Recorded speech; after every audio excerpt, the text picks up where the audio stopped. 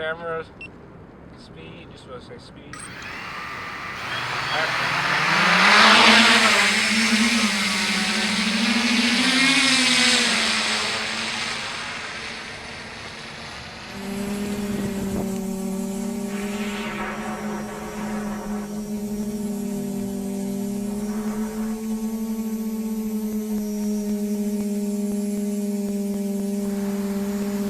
Is it fun flying, Harry? Yeah, it's fun. Not quite as fun as riding a motorcycle, but it's pretty much fun. Well, I've been in photography for like 30 years, and now especially the cameras are so good. I mean, people's iPhones are so much better than the cameras we had 10 years ago, and everybody's a photographer. So the whole drone thing is like a unique point of view. Everyone may be a photographer, but they can't give you a view from 200 feet in the air. And so from that point of view, it's something that makes what I do different from the 90% or whatever of the photographers. So that's how it's affected it. I'm not doing salacious things or invading people's privacy, or I've been welcomed in working with the fire department, helping them. But the police are like, whoa, maybe we can't do that. And because people are looking at the police about privacy issues and things like that, everyone's always glad to see the fire truck coming. There's never a bad time to see a fireman. But police, people want to try to. That's when a lot of the things come into play about what we can use and what we can't do, and who can volunteer and who can't. It's been a hot topic on the news about it's bringing up questions of privacy versus I guess the practical applications of this technology, what with current FAA regulations or the lack thereof, and it's definitely a new technology that I mean, it seems kind of like I guess it could go either way. Like, it seems like it could be a fad technology, but we may be looking at the future here. People say that we live in an age where privacy is dying, and I kind of refuse to accept that. And I don't think that putting this drone up there is going to further that trend. I think that we need to be conscious about what we're doing, what this thing has the possibility to do once we deploy it. But I don't think that just creating them is going to, by a foregone conclusion, reduce our privacy or our nation's privacy. And basically, given those two things, it strikes me as, completely obvious that, within 5 to 10 years, they're going to be pretty widely used, if not ubiquitous, like flying down the street or something. I interviewed Sam DeBruin of SkySpecs, a startup based in Ann Arbor.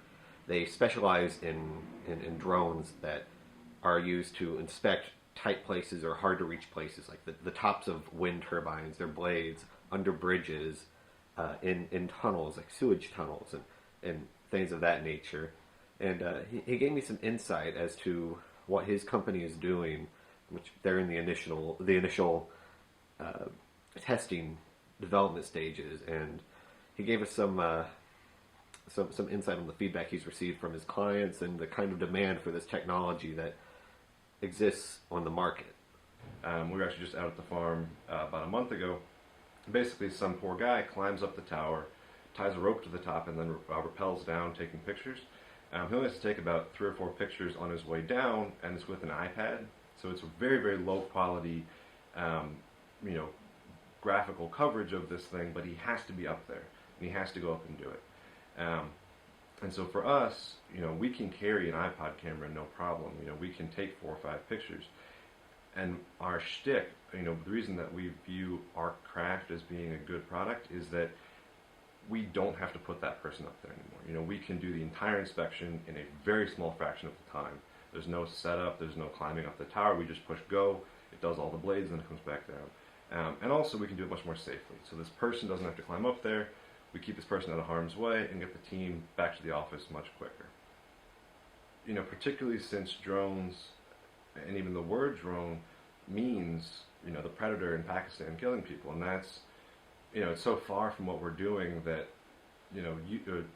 drone is a word that we're just trying to get rid of altogether. We're UAS.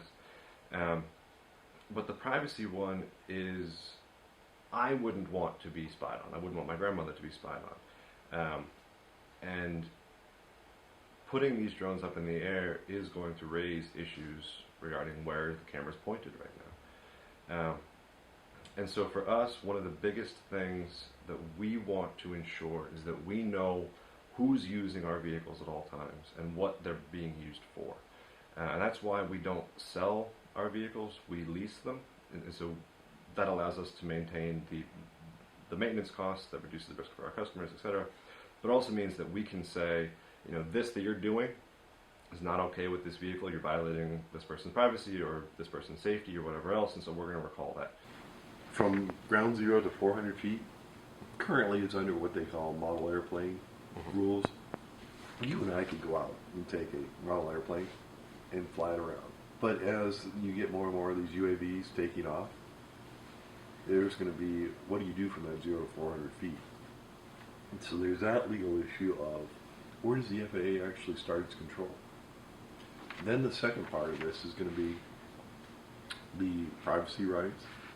The third aspect of this is, I don't think you're going to be able to have people fly these unless they're certified pilots. So you've got all these steps in place that have to take place first, and I don't think they're going to be able to expedite this. The FAA is already behind the curve. By 2015, they should have these protocols in place. I'm going on record saying they won't. Because to do that, they were supposed to have these 6 test centers up and running and doing the protocol testing already, and they haven't awarded it. I would look for 2016-17, because what you don't want is you don't want to rush this to where you have accidents or you have unintended consequences, that you allow these UASs to go up and you haven't incorporated everything.